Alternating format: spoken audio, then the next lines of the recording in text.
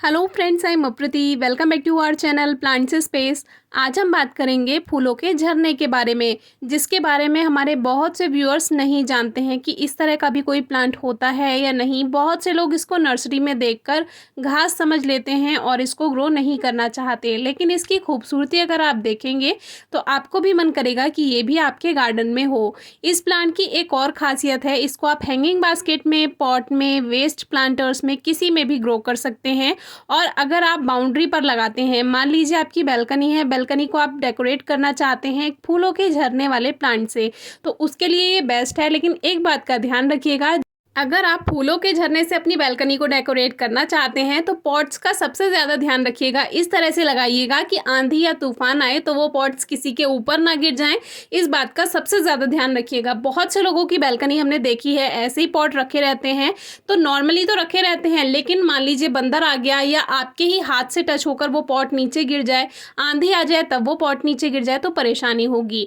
तो चलिए, इस बात का तो आप ध्यान रखेंगे ही, लेकिन आ जाते हैं फिर से टॉपिक पर। अभी ये प्लांट आप देख रहे हैं, गर्मियों में और रेनी सीजन में ये फूलों से भरा रहता है, बस सर्दियों में इसमें फ्लावर्स नहीं आते हैं। इस प्लांट को fire cracker Bush, fountain grass, fountain plant, coral plant या कोरल बुश के नाम से भी जाना जाता है। इसमें ब्यूटीफुल ये फ्लावर्स आते हैं रेड कलर के और बहुत ही प्यारे होते हैं। टाइनी होते हैं, छोटे होते हैं, लेकिन प्यारे होते हैं। झरने की तरह बिल्कुल ऐसा लगता है प्लांट।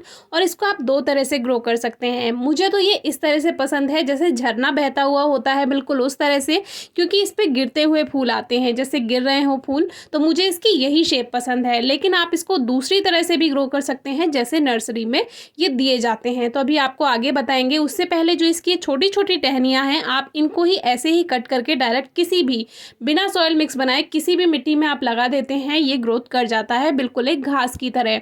तो इस प्लांट की केयर कुछ नहीं होती है और इसमें आपको कोई खास ध्यान रखना नहीं होता है। देखिए, ये छोटे छोटे फ्लावर्स, इसमें कलियां बनती हैं और फिर इसमें फूल आ जाते हैं।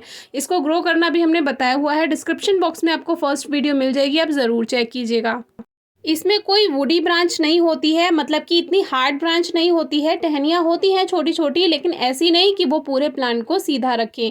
तो इसको हमें सपोर्ट देने के लिए एक स्टिक या कोई सपोर्ट ट्रेलिस वगैरह बनानी पड़ती है और बीच बीच में इसको यहाँ से बांधना भी पड़ता है। और बांधने के लिए आप इसमें जो सेम कलर है, ग्रीन कलर, वही उस कलर की डोरी लेंगे तो ये बिल्कुल दिखता नहीं है, अलग से अजीब सा नहीं लगता है। तो अगर आप डिफरेंट कलर्स लेते हैं डोरी बांधने के लिए तो वो दूर से ही चमकती हैं। तो अगर आपको सुंदरता का भी ख्याल रखना है तो ग्रीन कलर की डोरी से ही बांधे तो ज़्यादा अच्छा है। तो अभी तो हुई झरने वाली बात, जो हमने इसको 12 इंच के गमले में लगाया हुआ है तो झरने की तरह हमने इसको गिराया हुआ है, कोई ध्यान नहीं दिया। और अगर आप इसको नर्सरी की तरह ग्रो करना चाहते हैं, जैसे हमने एक वीडियो आपसे लगभग 1 साल पहले शेयर की थी एक नर्सरी की, वो वीडियो आपको सेकंड नंबर पे मिल जाएगी। उसमें हमने आपको ये प्लांट दिखाया था नर्सरी में उन्होंने कैसे लगाया हुआ था। तो उन्होंने क्या किया था, छोटी छोटी बांस की स्टिक लगा रखी थी छोटे छोटे पॉट्स में और इस तरह से उसको बीच बीच में बांधा हुआ था। तो इससे क्या हुआ, इसकी हाइट भी बढ़ जाती है और जगह जगह ये फ्लावर्स देता रहता है। तो एक तरह से पूरा एक ट्री जैसा, छोटा सा ट्री बन जाता है। ये रेड कलर के फ्लावर्स आएंगे, बहुत प्यारा लगेगा। तो अभी अभी हमने जैसे इसको बांधा है तो ये रफली बांधा है, तो आपको थोड़ा देखने में शायद अच्छा ना लगे, लेकिन जैसे जैसे आप बांधने के बाद ये प्लांट ग्रोथ करता जाएगा वैसे वैसे ये डोरी इसकी छुप जाती है और ये पूरा प्लांट वही टहनी से घिर जाता है। और फिर जब इसमें फ्लावर्स आते हैं तो ये फ्लावर्स से भर जाता है। इसके फूल गिरते रहते हैं, झड़ते रहते हैं, तो वो और भी ज़्यादा प्यारे लगते हैं।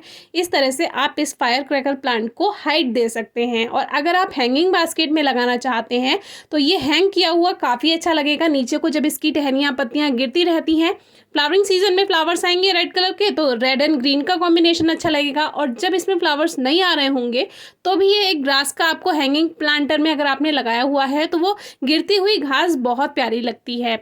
तो इस तरह से आप कर सकते हैं। बाकी अगर आप बाउंड्री वॉल पर रखते हैं बहुत सारे गमले, वो भी बहुत प्यारे लगते हैं, लेकिन वही आपको ध्यान रखना होगा वो पॉट्स नीचे ना गिरे किसी के ऊपर। उसके लिए आप ग्रिल बनवा सकते हैं, साइड से आयरन रॉड लगवा सकते हैं अपनी वॉल के ऊपर, तो उससे सपोर्ट रहेगा पॉट्स को, तो वो भी ठीक रहेगा। एक और बात, इसमें कोई खास ध्यान नहीं रखना पड़ता, खाद की कोई रिक्वायरमेंट नहीं होती है, पानी की भी कोई खास रिक्वायरमेंट नहीं होती है। लेकिन ये है कि मिट्टी हल्की सी तो नम रहनी ही चाहिए। लेकिन ये नहीं है कि अगर आप पानी देना भूल जाते हैं तो प्लांट बेकार हो जाएगा, ऐसा नहीं होता। धूप का आपको थोड़ा सा ध्यान रखना होगा, कम से कम 3-4 घंटे की सीधी धूप मिलनी चाहिए, क्योंकि जो घास भी होती है उसको भी धूप चाहिए होती है, जहाँ छाँव आ जाती है वहाँ घास भी ख़त्म हो जाती है, आपने देखा ही होगा। तो बिल्कुल इसी की तरह 3-4 घंटे की धूप ज़रूर दीजिए, बाकी और कोई केयर की ज़रूरत नहीं है। अगर फिर भी अगर आपको कुछ समझ नहीं आता है तो ज़रूर पूछिएगा, कटिंग से ईज़िली ग्रो हो जाती है, बहुत अच्छा प्लांट है। Thank you.